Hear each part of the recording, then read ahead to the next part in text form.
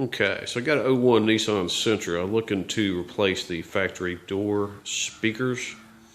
And so I've actually bought from Crutchfield these DB651 6.5 Polk audio speakers. And very good thing with Crutchfield, it actually comes with the speaker adapters, so you can actually just plug the factory cables into the existing.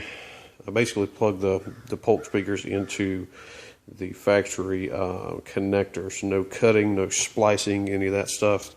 So I've already done the driver's side. Just looking to do the passenger and show you kind of what we run into here. First of all, you pull out the plastic screw here, which is very easy to strip. Be super careful with that. It doesn't take anything to snap those off. So after you do that, you basically have to lift out this door panel. And if you buy from Crutchfield, one of the good things is they actually give you instructions on how to do this. It's not exactly a no-brainer. You still got a couple of things that may get interesting, but you pull this out first, followed by this. Disconnect the power. Need to gently pry this off from the front, or the top or bottom. It actually has a little clip here that is kind of a retainer. Also, under the panel, you've got a screw. There we go, right there. And pretty much the rest that's holding on the door panel are just the push-in clips, which kind of go around. So once you've got those things loose, you can go ahead and just kind of start pulling on the panel, and it will pop out. The one thing I found with these door panels, I tell you, it is a gigantic pain, unless I'm just missing the trick.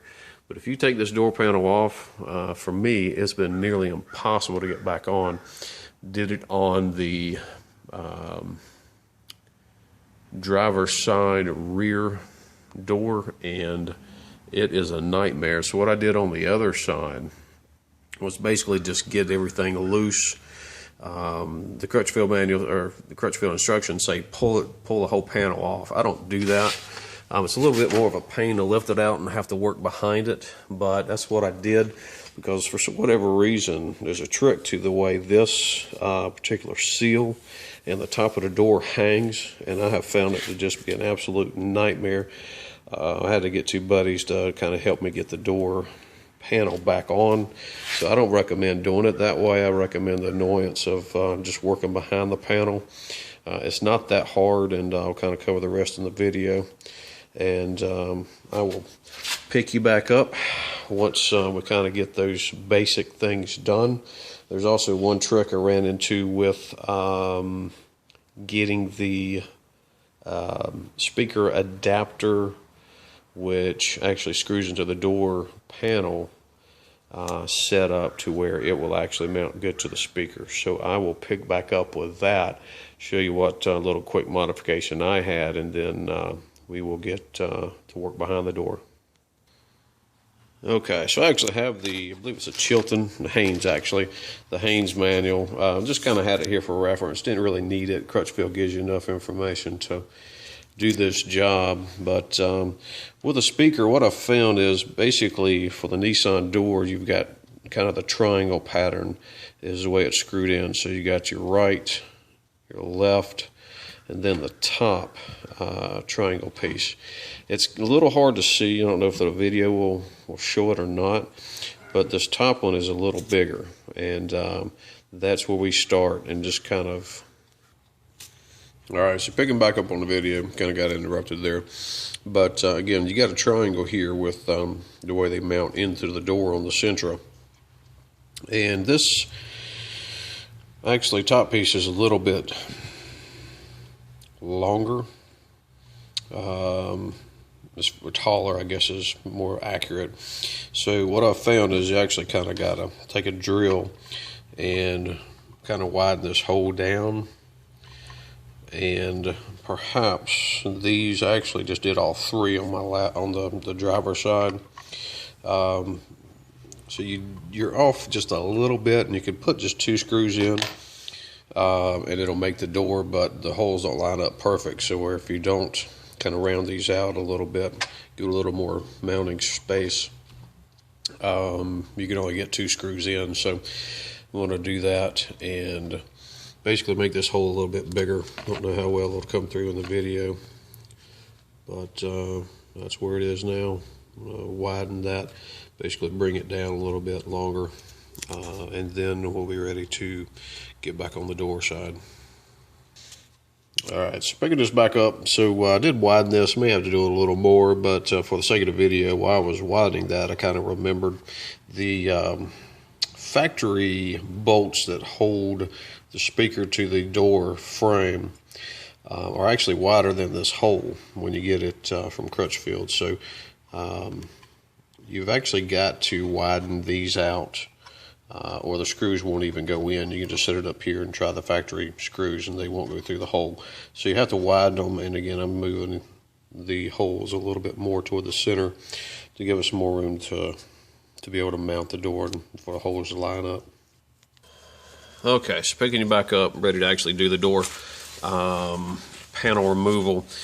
There are a lot of different plastic lever door panel remover things. I actually just used kind of a standard crowbar because I didn't have the other ones with me, but used kind of a soft rag to kind of cushion it and get behind the actual door handle. And once you kind of start lifting, it'll lift away, and you can hear it pop. There's, I believe, 3, maybe, I think there's 3 clips that actually hold this in place. So once you get that lifted, you can kind of get the crowbar out of the way, and it should just kind of be able to lift and wiggle this, and this comes loose. Again, you got 3 clips on there. So that's step 1. Step 2, your window control. You see, I believe this just lifts up as well, and then you've got your power connector. So pretty much just pinch and release this. As mentioned earlier on this piece, probably will go the crowbar very, very, very softly on that, because again, you got a retainer here. So toward the front, left, or either the top or bottom on the left side. This just comes off pretty easy. I've already removed the screw underneath the panel on the bottom. So at that point, we've just got the retainer clips, and actually Nissan put this nice little hand pull here. So you can just stick your hand kind of under the middle of the door and just kind of lift, and it will pop those clips loose. At that point, we'll be able to touch the speaker area. Okay, so on the underside of the door, I don't know how this is going to come across in the video, but you can see basically where you've got one Phillips head nut, which is 12 millimeter or Phillips. On the right side, you can see there, just about got that one loose. And then there's the one up at the top, which is not going to come through in the video. But there's plenty of room for you to work under here without taking the whole door panel off. Again, I don't recommend doing that, because I've had to put one back on and it was not fun. Alrighty, so back under the door panel as you're looking at it, I actually didn't disconnect the power window. If you're not taking the whole panel off, it'll just kind of hang there. So that being said, we've got the holes finally kind of lined up after doing some widening out of the mounting holes. So we're going to secure this thing in place.